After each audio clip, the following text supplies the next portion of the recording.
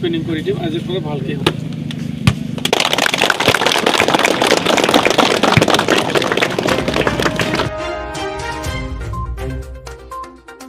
गसाइगाव खासियाबारियाव जोलुर गेलेगिरिफोरनि थाखाय 60 साननि फोरोंथाय मावबादा बेखेवदों।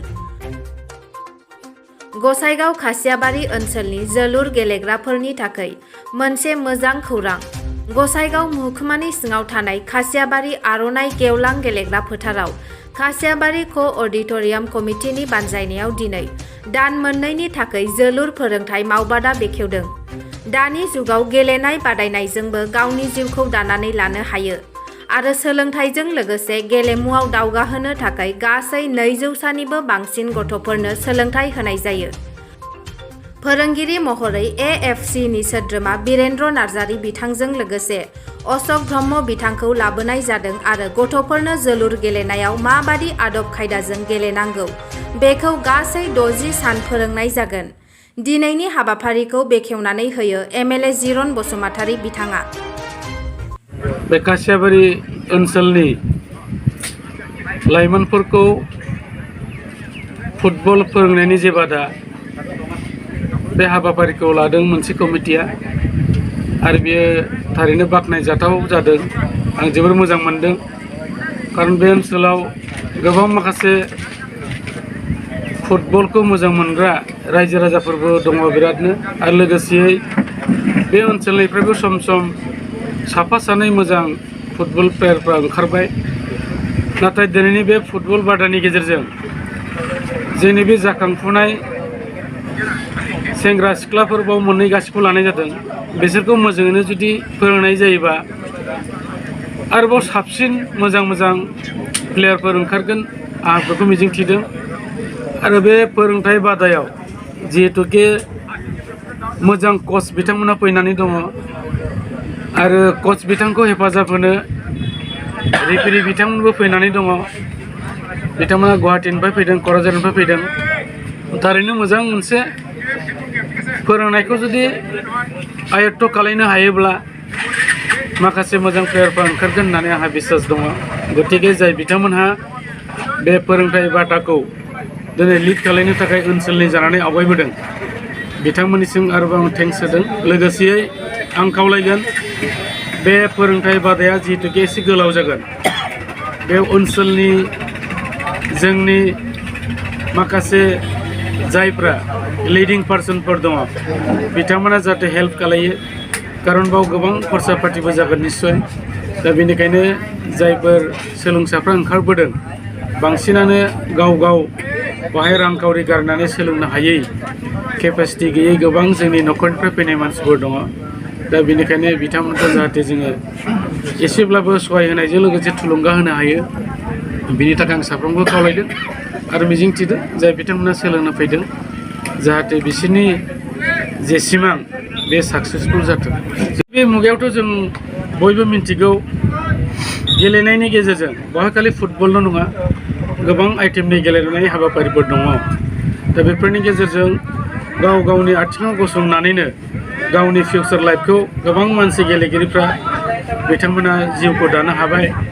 आरो सानै साथामसो जुदि मुं बुंनांगौबा दिनै फुटबलल' नङा सोरबाया बक्सिङाव दङ, सोरबा एथलेटिक्सआव दङ, सोरबाया हकि, सोरबा बिदिनो क्रिकेट बिदियाव थायो। दा जोङो मुं मख'नांगौबा फुटबलावहाय जोंनि खाथियावनो दङ हलिचरन नार्जारी बिथांमोन दङ, दुर्गाराज बर' बिथांमोन दङ आरो दिनै आसामावनो जोंनि हिन्जावफोरनि गेजेराव माने एथलेटिक्सआव बयजोंबो सिनायजानाय मिन्थिजानाय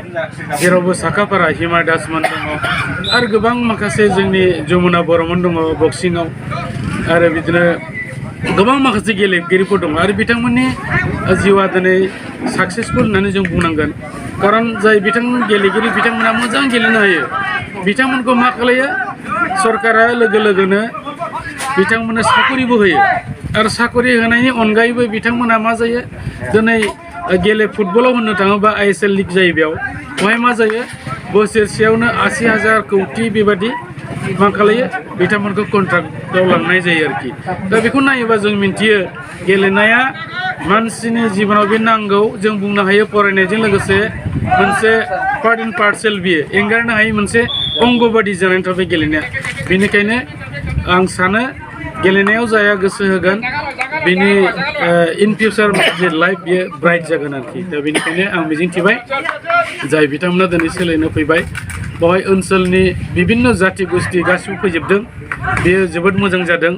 बेवहाय हारि माहारिनि खोथा गैया जों गासिखौबो लानानै बेवहाय फोरोंनो थाखाय बे कचिं केम्पखौ खालायदों गतिके बिथांमोना गासिबोथ' साक्सेसफुल प्लेयार जाजोबाबाबो आं सानदों माखासे बेनिफ्राय निस्सय मोजां प्लेयारफोर ओंखारगोन फुटबल कचिं एबा जोलुर फोरोंथाइ मोनसे माबा लादों जेन' जोंनि गामि ओनसोलनि सेंग्रा सिख्लाफ्रा बेकार समावहाय खाथायालाबानो जेन' नैबे स्कुलाव थांखांनायनि उनावहाय जेन' बेकार टाइमावहाय गोदाव सोराव जाया बे हिसाबै जोङो नैबे फुटबल कचिंखौहाय जोङो होनाय जादों बे फुटबल कचिंनि गेजेरजों जोंनि ओनसोलनि गोलैसोना थानाय सेंग्रा सिख्लाफ्रा जेन' मोनसे गोख्रों आग बारायलांनो हायो खेला दुलायाव बेनि थाखाय जों बे फुटबल कचिंखौ दिनैनिफ्राय जों स्टार्ट खालामनाय जादों फोरोंगिरि हिसाबै बा कच हिसाबै सोरखौ लाबोनाय जादों बहानिफ्राय जोङो फोरोंगिरि हिसाबै दिनै फार्स्ट फुटबल कचिंआवहाय जोङो आसाम रेफारि जों गुवाहाटीनिफ्राय लाबोनाय जादों सानबेनि थाखाय फोरोंथाइ होगोन बाव जोङो बेखौ 2 दाननि थाखाय फोरोंनाय जोङो होगोन कचिंखौहाय बेयावहाय मा गुबुन गुबुन हारिनिल' ना मोनसेल' हारिनिल' बाव दं बेवहाय जोंनि ओनसोलावहाय बिदिनो सानथालि आरो बर' आरो बेजों लोगोसे राभा जेसेबां जाथि जन'गोष्ठी दङ बेवहाय मोनफ्रोमबो हारि माहारिनिफ्राय बेवहाय गासिबो लोगो लाफैजोबदों हौवासाफोरनि थाखायल' ना हिन्जावसाफोरबो दङ बेवहाय जोङो हौवासा आरो हिन्जावसा मोननैखौबो जोङो लानाय जादों गासै साबसे दं गासै जोंनावहाय दिनै 150सो दङ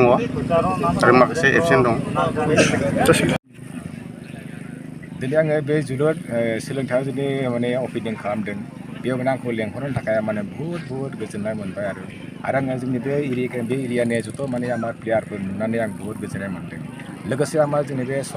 खासियाबारि जोंनि आरनाय क्लाबा आंखौ जे लेंहरदों माने जाहाथे माने जोंहा बाव माने लेंहरनानै लोगोसे जोंनि बे गोदोना थानाय प्लेयार गथ' गथाय माने बिदिनो हारसा हौवा बांगाल जुंगाल नलेजबो जातिफोरनि खोथा फैयो आरो माने बाव जेने फुटबल जे मोनसे जोलुर मोनसे मोनसे खेला माने बे जोलुर बादायलायनायजों जे मानसिफ्रा बुहुत माने जोङो निजे गावनि लाइफखौनो बानायनो हायो बेजों लोगोसे फैनानै देबो आङो गावनि टेलेन्ट गावनि माबाखौ आं गथ'फोरखौ फोरोंनानै जोंनि गेलेग्रा बा गथ'फोर हिनजाव लोगोफोरखौ गेलेनानै जाहाथे आं मोजां गोजानाव बा दाबसे जायगायाव माने फाथायहरनो हायो बा गोबां गिदिर क्लाबाव जुदि बाहागो लानो हायो भबिष्यतआव जाहाथे बिसोरखौ नुनानै आरोबाव माखासे जायगायाव गोग्लैसोनानै थानाय गेलेग्राफोर जाहाथे बिसोरखौ नुनानै बा जोंनि बे माबाखौ मावनानै जाहाथे आरो फैनानै जाहाथे सोलोंफैनो हायो बेनि थाखाय आं जोबोद गोजोननाय थाबाय आरो साबेसे गथ'फोर दं दिनैनि गथ'फोरखौ नायोबाथ' जोङो खमावबो 150सो प्लेयारसो दङ बा 200सो दङ आरो जोलुर बादायलायनाय एबा गेलेमुजों दानि जुगावहाय गथ'फोरा गोरों गोरा जानानै थांनानै थानो हायो होनना नोंथाङा सानो नामा बेथ' 100% माने जोलुरा मोनसे जों सानना नायोब्ला मोनसे भगबान माने बे जोलुर बादायनायखौ जोङो नायोब्ला मोनसे माने भगबान आरो बेखौ गेलेनानै जोङो गावनि निजेसो गावनि माने जिउखौ फोथांनानै लाबोनो हानाय जा बुहुत माने मोनसे लामा थायो जोलुर बादायनाया जाबाय माने सारा प्रिथिबियावनो मोनसे बयबो सिनायो जोलुर बादायनायजों लोगोसे जोंनि गावनि मानसिखौ जों गावखौनो गावनि सिनायथि लानो होनो हायो माने जोलुर सारा माने भारत नाङैनो माने फुटबला मोनसे गिदिर मोनसे जोलुर बादायलायनाय मोनसे कम्पिटिसन माने फुटबलनि बादि माने खुनु माने नायनायाव माने खुनु जेबो माने गेलेनाय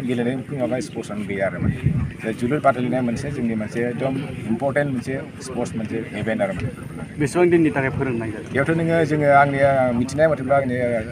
खासियाबारि माने आरनाय क्लाब माने बुंथिनाय मथेब्ला माने बाव 60 दिनसो माने प्रग्राम लागोन आरो बिनि उनाव आरो गावसोर मा स्टेप लायो बे उननि खोथा आरो बेखिनि आरो